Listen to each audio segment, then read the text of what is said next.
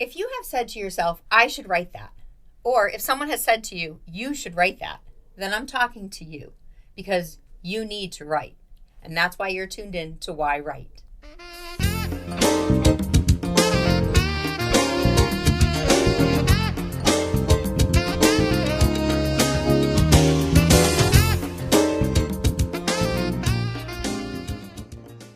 Hi, welcome to yWrite. My name is Angela Grout, and I am here in studio today to bring you yet another author who's going to talk about why they wrote their book, what their book's about, and hopefully you're going to be out buying their book to find out what it is. But if you're a writer, you are going to get some valuable information today on this show because we are going to talk about writing books. And we're going to talk about a really interesting topic, and I'm not sure if you can see my hat here, but I have the author of Sweet Caroline and Hot Flashes. Her name is Jackie Vermette, and, you know, women, we evolve. Men, I'm sure you do too, but, you know, you were Neanderthals, whatever, but women evolve. We change, and I have to truly trust that we become exactly who we are meant to be. Now, Jackie Vermette, who's in studio today, she was a longtime business professional. She was a speech therapist assistant, and she's a mom of two. And now she is an author. She is passionate to discuss what it's like to be in midlife as a woman to empower other women.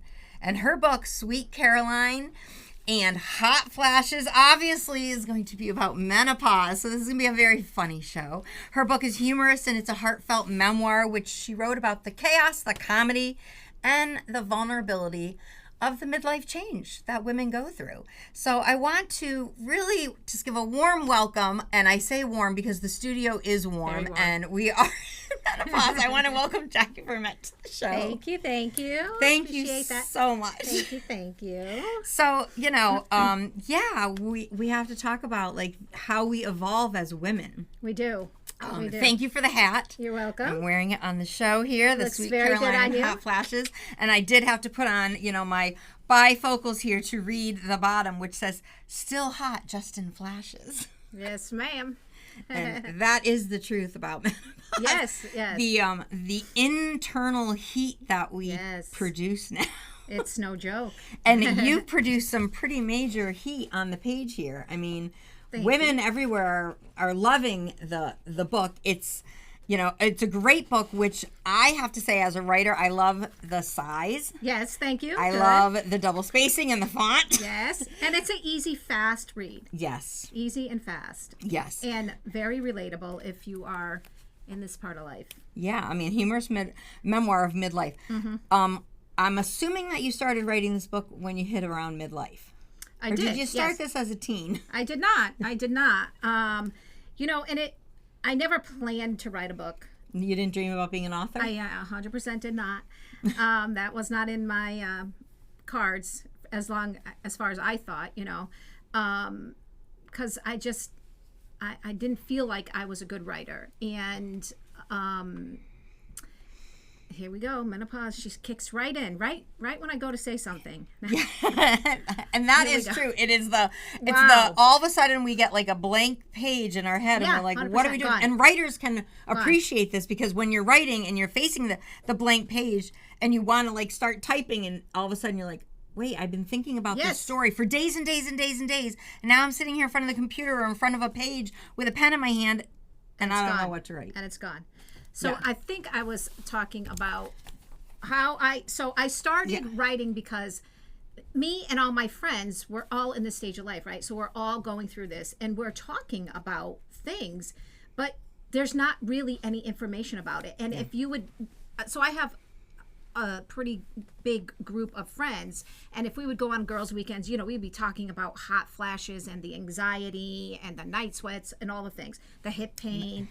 And so outside of our group, you know, if somebody talked about it, it was almost, you know, shameful. Like, you know, oh, we don't talk about it. We don't talk. Yeah, well, the older generations don't. Did They not did talk not. about it. No. Right. And so we were bringing to our generation that same shame that they felt. And that's not who I am. Yeah, that's not who I am either. So, I'm like open book. Let's just talk about it. We're going to talk about all the things. And even the ones that are and uncomfortable. it's such like my mother-in-law. I remember when she was going through, you know, she would just like very casually just, you know. Yes. And I'm thinking, when I go through it, I'm like, oh my God, why is it so hot in here? Exactly. Why do I look like a tomato? Right, I'm so hot? and like, they held it back. Yes. And it's like, it's nothing embarrassing. No. I mean, we go through this, and it's not like we go through it, well, I'm going to say overnight. But no. I mean, for me, it did happen overnight once, because I'm now in my second stage of going through this, which is kind of weird, but... Quick short story, when I was 30, I had to go through menopause with a Lupron therapy in order to stop endometriosis. So if anyone has that, I don't know if I recommend it. But literally, after you get your first shot, and it's a series of 6 shots over 6 months, boom, menopause kicks in. You get the hot flashes, you get the paranoia, you get the anxiety. I mean, that bodily aches and pains. And then, you just like... start to sometimes get that I don't care attitude, like whatever. I mean, I'm sorry, I'm taking my shirt off now. I have a tank top underneath, because we prepare ourselves to know to dress in layers.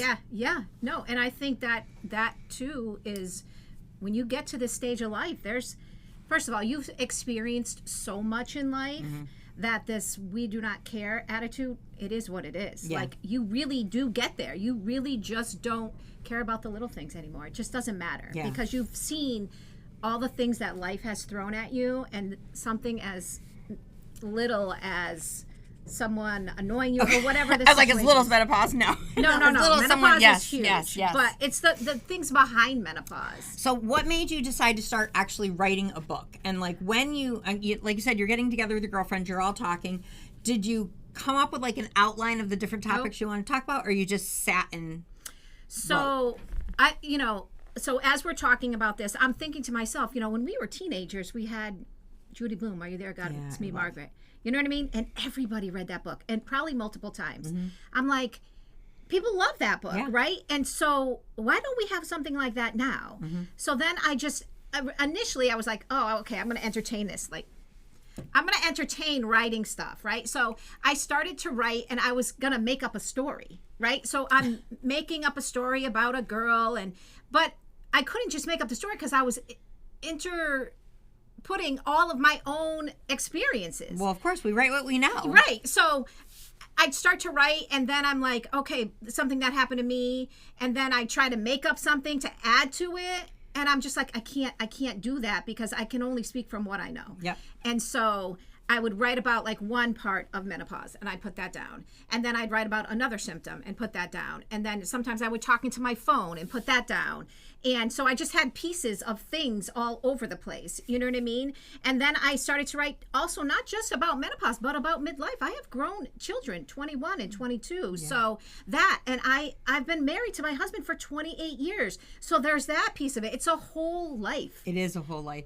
And the empty nest syndrome that comes at this time of life is just that extra piling on the cake. Yeah. Because there's days where, I have she'll be 23. Yeah. And, it's like she's, I always say to myself, I've raised a successfully independent, strong woman. Yes.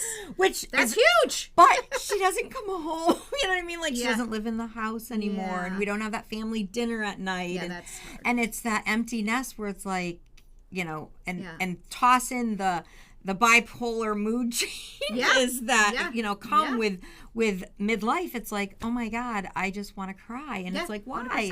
100%. I've raised a successful woman. It's a lot comes down on you. I mean, so I talk about all those things.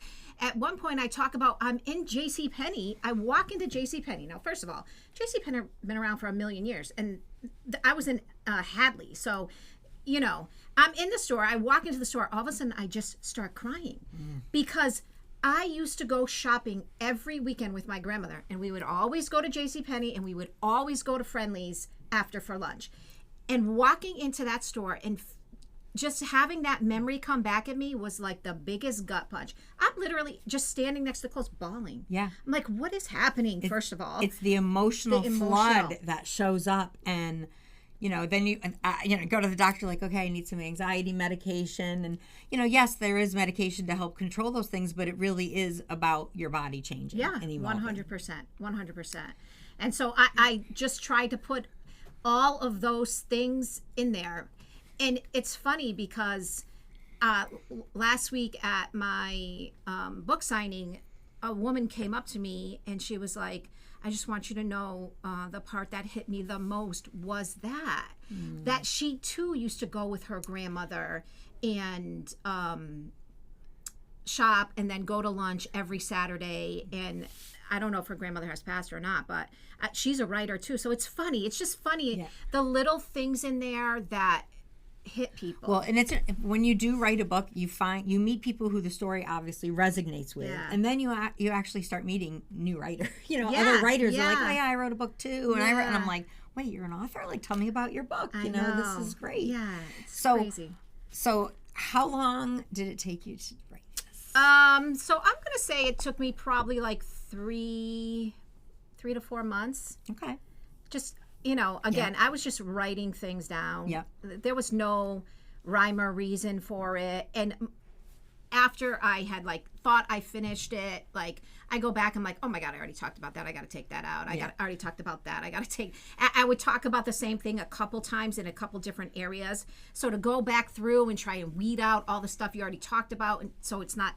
That's a big process of writing, because when you have to edit your own words and decide, if you've talked about one subject 3 times, now you got to figure out which one you want to keep. Yes. Yeah, that's hard. Writing is hard. And that's why for me, I was shocked, to be honest, that I could actually. And she walked in today, she's like, well, I'm not a writer. I'm like, well, I beg to differ. I beg to differ. Really not, but. And this is why I have the show is for writers, just like women talking about our menopausal stages, for writers to be able to share, there's so many people I'm not a writer, I'm not an author, but yet you're dedicating time to sit down and write every single day or whenever, you're taking that time to do it. Yeah. And then it's one thing to write and, be a journal, I'm going to call it a journalist, when you're journaling for yourself, but then when you're going to share it with others and then to take the time to edit it, that's huge. Yeah. To make sure, and that's something that your readers will catch if you don't edit it, wait, she already told me about JCPenney's and she's telling me about this again. And then wait, now I'm hearing about JCPenney again. Yeah. If there's a reason to hear about it 3 times, then okay. But I know what you're saying. You have to pick what JCPenney story you really want to include in here. Yes. Yeah. That part's hard. So, but like I said, I love how you did the font and the double spacing, because a lot of people, don't do that. I love short reads anyways. When I did Dear Baby Get Out, which is the final days of pregnancy, and it really is a humorous memoir about the last 7 days of childbirth. Yeah. It's I wanted it to be a sit down, fast read. Yeah. And, here we have from childbirth to menopause, and it's we are here. So I have a question. You've named the book Sweet Caroline and Hot Flashes. I mean, we know where the hot flash is coming from. What's the Sweet Caroline, and why pick Sweet Caroline? Okay, so it's not a person. It's for the song. Okay. Because every Gen X woman knows Sweet Caroline. Yep. You know that song. And if you grew up here in New England, stop. That's in your DNA. Oh, yeah. Weddings, bars, Fenway. As soon as the music comes on, it's 100%. It doesn't matter what your conversation's on. You can be now all of a sudden you're singing. Exactly. You're screaming the words. And I wanted it to be nostalgic for us and for women to know that even through all this nonsense, the hot flashes, all the things that are happening to us, that girl's still in there. Yeah, she's still in there. The fun girl. She's in there, and listen, let her out and scream at the top of your lungs whenever you can. I love that. I love that because it's funny and it's so true when you think Sweet Caroline. And then when you think about the mood changes we go through and you're screaming at the top of your lungs about something stupid. Yeah. I will use humor to kind of stop myself and be like, are you kidding me? You're yelling about this right now. Is this really worth that energy? The energy. Yeah. Exactly. Because it's exhausting. Yeah. I'm at the point where I have to take a nap every day. I feel like I'm a big napper. Girl, I love a nap. But let me tell you something. I've started taking Geritol. This is comedy. I'm taking Geritol. What am I, 100? The first time I took Geritol, I was like, what am I? Are you kidding me? But no joke, that stuff works. Yes. I add to it vitamin C and blueberry powder and collagen. That is the drink of all drinks. First of all,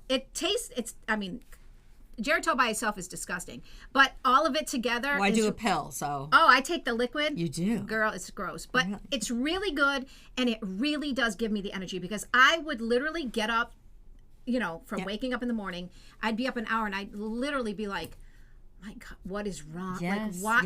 yes. You are so, it's like every ounce of energy is drained out of your body. Yeah. It's crazy. Yes. It really is crazy. But listen, if anybody's out there and you need some energy, get yourself some Geritol.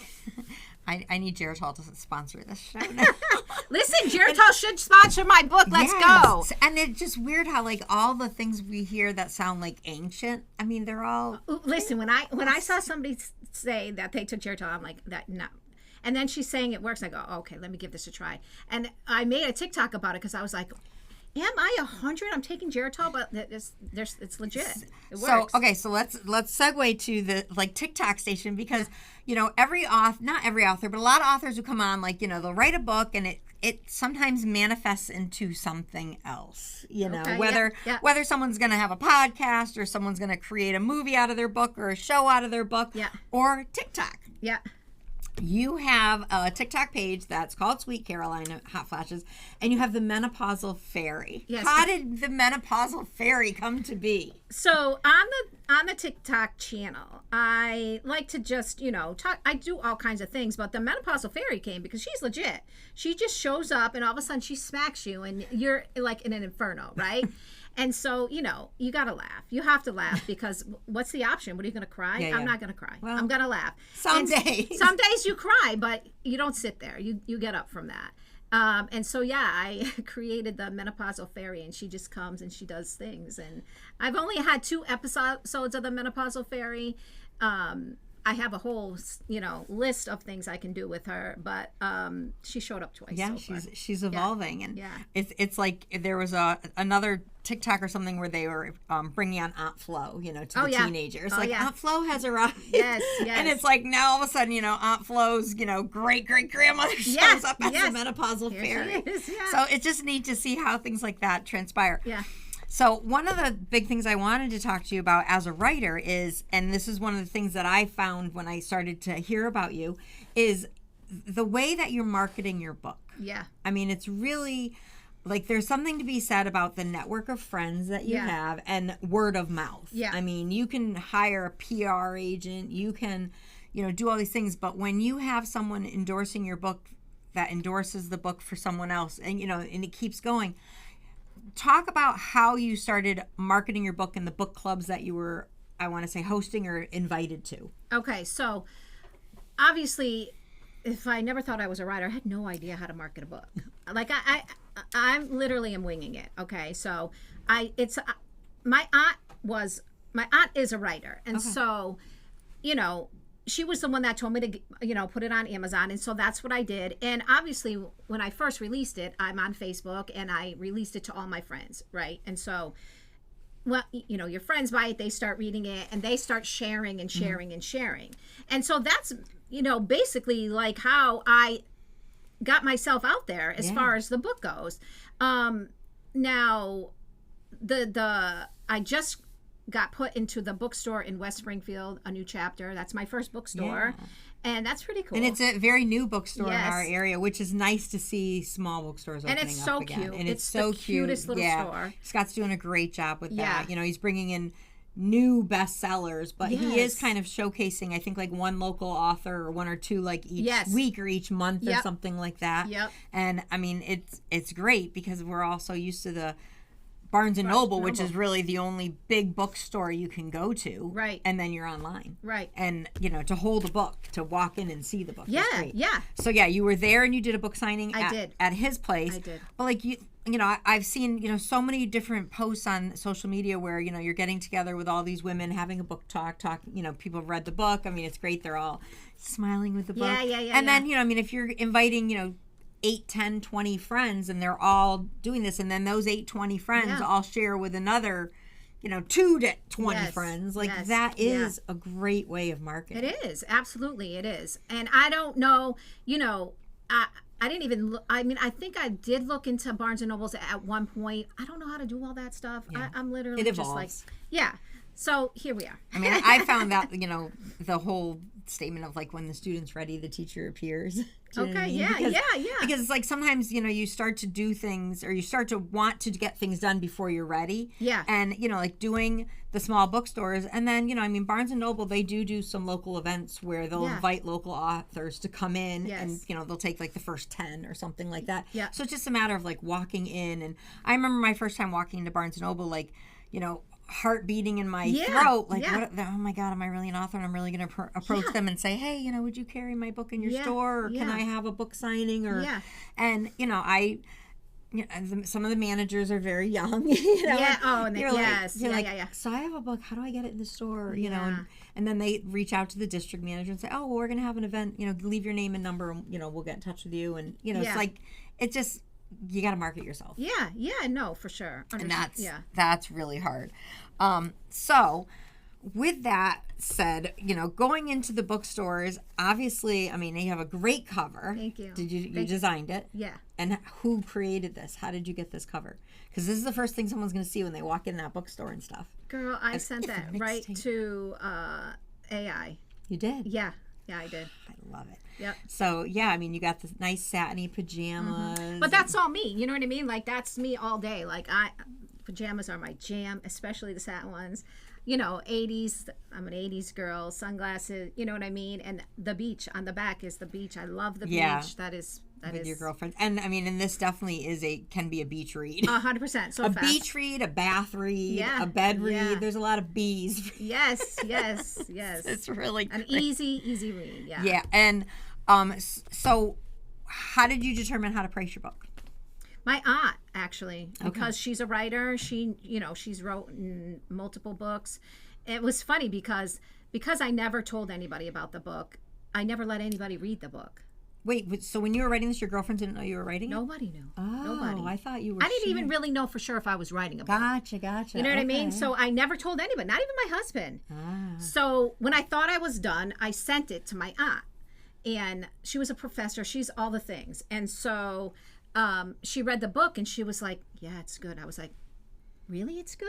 She's like, yeah. And then I'm like, is it really good? Yeah. Or is she just telling me that? You know what I mean? Because you're her niece and she's want to hurt your feelings. Yeah. But then I'm like, she's like, no. She's like, we're going to, and she knows how to do all the things. Yeah. And they're also. So she was able to help you format. She did, yeah. So she formatted it, and her husband is a writer too. So he's the one that did the book cover, because you got to do something with the measurements or something. So he did that for me. They're actually on the back, COT Publishing. So I kind of had to hook up there. When the student's ready, the teacher, the guides disappear. Yes. They just show up because you're like, okay, here's 8.5 by 11 piece of paper, that you've written. It's like, okay, what do I do with it now? Yeah. What do I do with it? Yeah.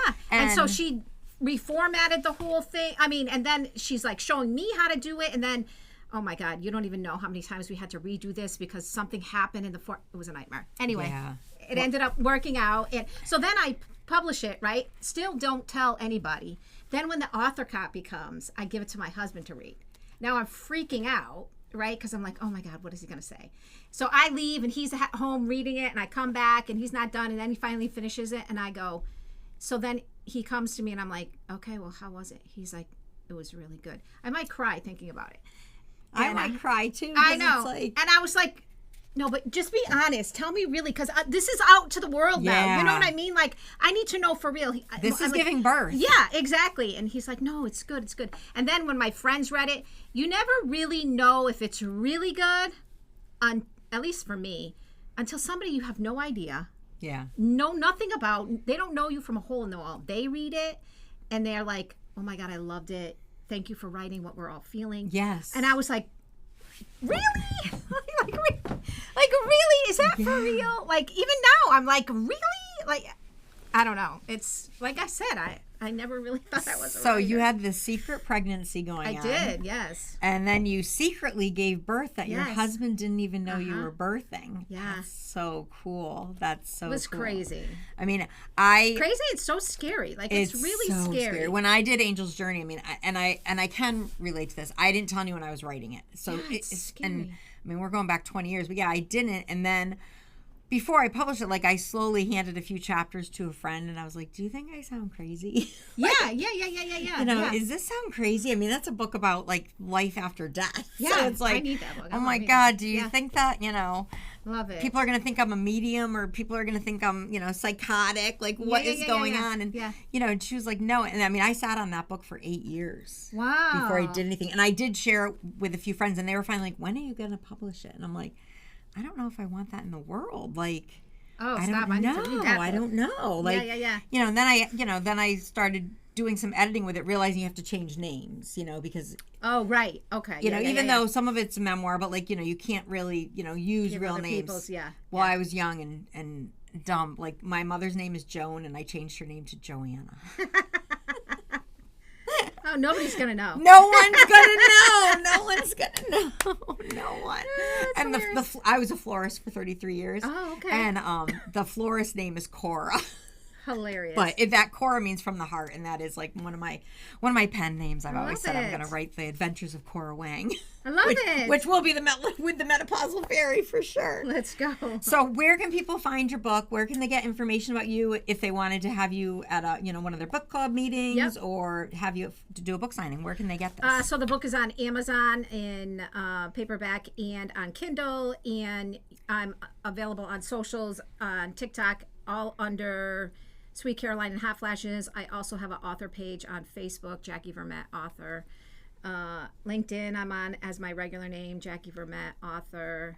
And you can reach out to me at any of those. And also my email is on all of those, I believe. Okay. I will put all the links in the program here. So if they're watching on YouTube or Spotify or Amazon or Apple or I don't even know what all these streaming services are, but we will have it. And this show, is really, people are going to see this on cable channels everywhere, and they'll be like, wait a second, I got to get this. This would be a great gift for someone. It's such a great gift for anybody in this stage of life because they will really see themselves. And again, there's other things other than just menopause, other things about life. So. Yeah, and especially I'm going to say the Gen X women. Yeah, because 100%. We are the ones 100%. Who are more vocal about talking about how we feel, what we're going through, and sharing with others that is going to empower future generations. Absolutely. Which will allow them to know what to expect, how to handle it, when to start taking Geritol.